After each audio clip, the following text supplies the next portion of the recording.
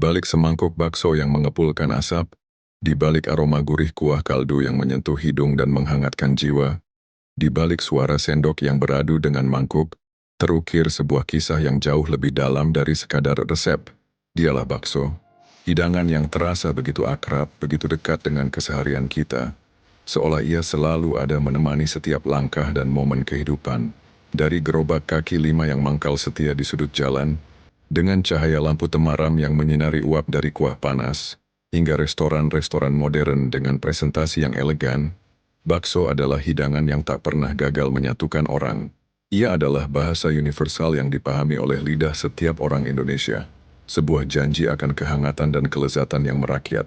Namun, pernahkah Anda berhenti sejenak di tengah kenikmatan gigitan bola dagingnya yang kenyal dan bertanya, dari mana sebenarnya hidangan ini berasal? Siapa yang pertama kali menciptakan cita rasa yang begitu melegenda ini? Hari ini kita akan membuka tabir rahasia di balik bakso, menelusuri jejak historisnya yang melintasi samudra, dan menempuh ribuan kilometer, menguak cerita di balik setiap bola daging yang ada.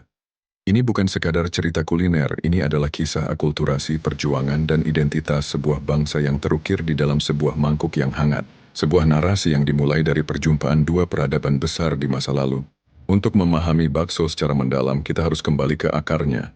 Bukan di Indonesia, melainkan di sebuah kota pelabuhan yang jauh, Fuzhou, di Provinsi Fujian, Tiongkok. Pada abad ke-17, hidangan bola daging yang disebut Fuzhou fishball atau bakso, dalam dialek Hokkien sangat populer di sana. Pak secara harfiah berarti daging, dan so berarti cincang. Jadi bakso adalah daging cincang. Cerita rakyat Tiongkok menyebutkan bahwa bakso diciptakan oleh seorang koki bernama Meng Zi. Di zaman dinasti Qin, Meng Zi menciptakan hidangan ini agar ibunya yang sudah tua dan tidak memiliki gigi bisa tetap menikmati daging. Ia mencincang daging hingga halus, membentuknya menjadi bola-bola, lalu merebusnya. Kisah ini mengajarkan kita tentang cinta seorang anak yang menjadi inspirasi di balik hidangan legendaris. Pedagang-pedagang Tionghoa dari Fuzhou yang terkenal sebagai pelaut ulung dan pedagang yang gigih, melakukan perjalanan jauh dan bermigrasi ke Asia Tenggara, khususnya ke Indonesia, membawa serta tradisi kuliner mereka. Mereka memperkenalkan metode pembuatan bola-bola daging cincang ini kepada masyarakat lokal. Tentu saja perjalanan panjang di atas kapal-kapal dagang menuntut makanan yang praktis, mudah dibuat, dan bisa tahan lama. Dan bakso adalah jawaban sempurna untuk kebutuhan itu. Bola-bola daging ini bisa disiapkan dalam jumlah besar dan dimasak kapan saja, menjadikannya bekal yang sangat berharga selama berbulan-bulan pelayaran. Kedatangan mereka di Nusantara adalah sebuah titik awal dari perpaduan yang indah. Di Indonesia, bakso perlahan-lahan beradaptasi dengan lidah dan bahan-bahan lokal. Daging ikan yang menjadi bahan utama di Fuzhou perlahan digantikan dengan daging sapi atau daging babi. Bagi yang non-muslim, yang lebih mudah didapat dan disukai oleh masyarakat pribumi.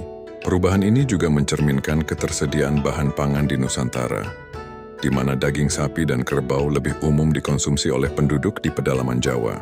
Rempah-rempah yang digunakan untuk kuah pun berinteraksi dengan rempah-rempah Nusantara yang kaya, seperti bawang putih, merica, dan daun seledri, menciptakan cita rasa kuah kaldu yang jauh lebih kuat, gurih, dan kompleks, berbeda dari kuah aslinya yang lebih sederhana.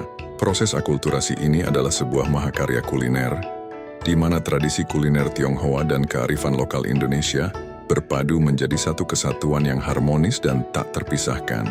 Nasi, mie, dan bihun yang menjadi karbohidrat pendamping pun semakin menguatkan identitasnya sebagai hidangan yang benar-benar berjiwa Nusantara.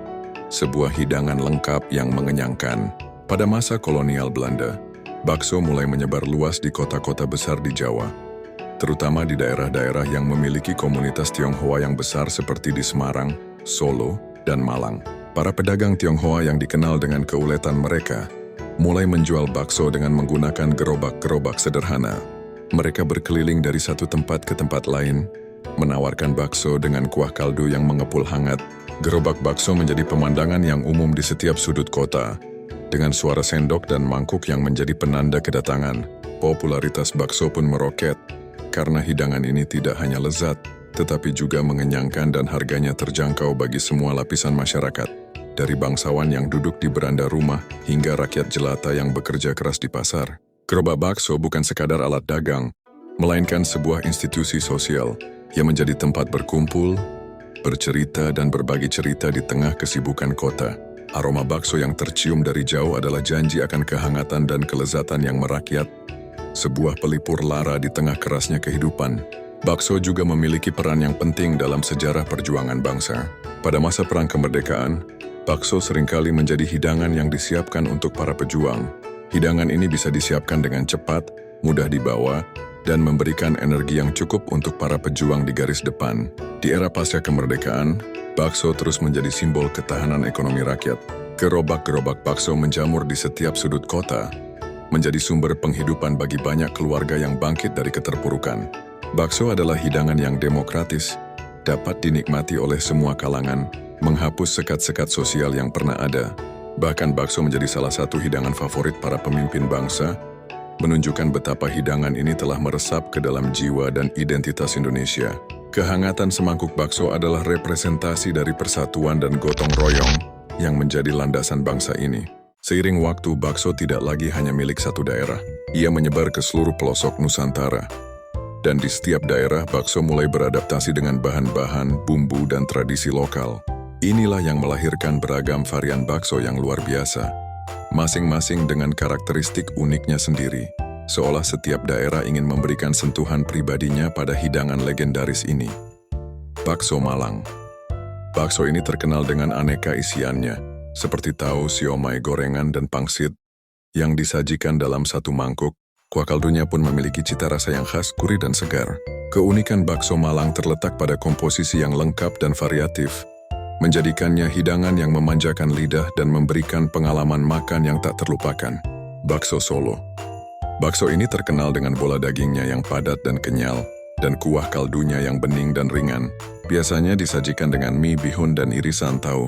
Kesederhanaan adalah kunci kelezatan bakso Solo yang legendaris, membuktikan bahwa kenikmatan sejati seringkali datang dari hal-hal yang paling murni.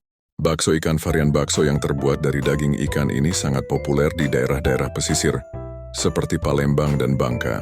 Teksturnya yang lebih lembut dan rasanya yang segar menjadikannya favorit di kalangan masyarakat yang tinggal di dekat laut. Bakso urat. Bakso ini terkenal dengan teksturnya yang kenyal dan urat yang masih terasa saat dikunyah. Dibuat dari daging cincang yang dicampur dengan urat sapi, bakso urat menawarkan pengalaman makan yang lebih kaya, penuh tekstur, dan memuaskan. Bakso beranak. Varian bakso modern ini memiliki ukuran yang sangat besar, dan di dalamnya terdapat bakso-bakso kecil yang menyerupai anak. Bakso beranak adalah bentuk evolusi kreatif dari bakso, yang menunjukkan betapa fleksibelnya hidangan ini dalam menerima sentuhan baru dan menjadi viral di media sosial. Bakso keju. Bakso yang diisi dengan keju mozzarella di dalamnya, sebuah perpaduan unik antara tradisi dan modernitas. Bakso ini membuktikan bahwa bakso bisa beradaptasi dengan tren global tanpa kehilangan esensinya. Bakso mercon. Bakso yang berisi cabai rawit super pedas di dalamnya menjadi favorit bagi para pencinta pedas. Sensasi pedas yang membakar lidah adalah pengalaman yang membuat ketagihan dan menjadi ciri khas bakso modern. Bakso lobster dan bakso kepiting. Ini adalah inovasi bakso yang paling mewah. Bakso disajikan dengan seekor lobster atau kepiting utuh di dalamnya, mengubah persepsi bakso dari hidangan rakyat menjadi hidangan istimewa yang harganya fantastis. Di era modern, bakso telah mengalami transformasi besar. Dari hidangan gerobak kaki lima, kini bakso juga disajikan di restoran-restoran mewah dengan presentasi yang lebih modern dan artistik. Inovasi terus dilakukan, dari bakso jumbo, bakso lobster, hingga bakso vegetarian dan vegan, yang membuktikan daya adaptasi bakso yang tak terbatas. Bakso juga telah menjadi duta kuliner Indonesia di panggung dunia. Banyak restoran Indonesia di luar negeri menjadikan bakso sebagai menu andalan. Berbagai media internasional juga sering memasukkan bakso dalam daftar makanan terbaik di dunia.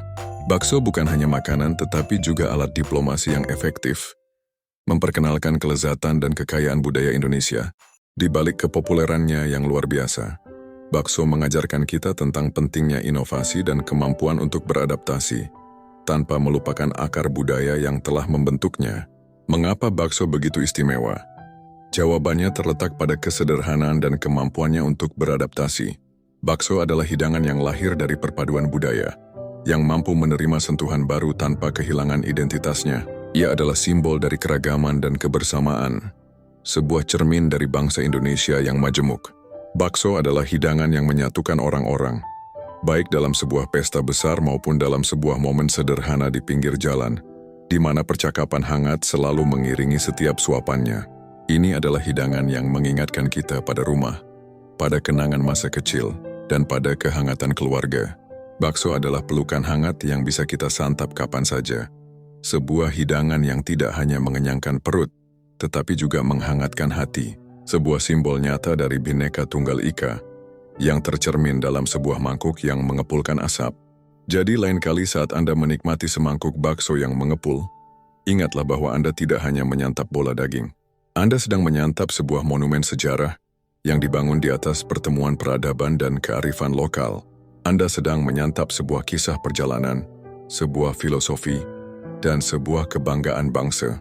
Ini adalah kisah yang harus terus diceritakan, agar generasi mendatang tidak hanya tahu rasanya tetapi juga tahu maknanya. Masih banyak lagi rahasia kuliner Indonesia yang menunggu untuk kita ungkap. Tertarik untuk menelusuri kisah di balik hidangan legendaris lainnya? Subscribe Pustaka Rasa sekarang dan temukan cerita rasa yang lebih mendalam dari setiap masakan Nusantara.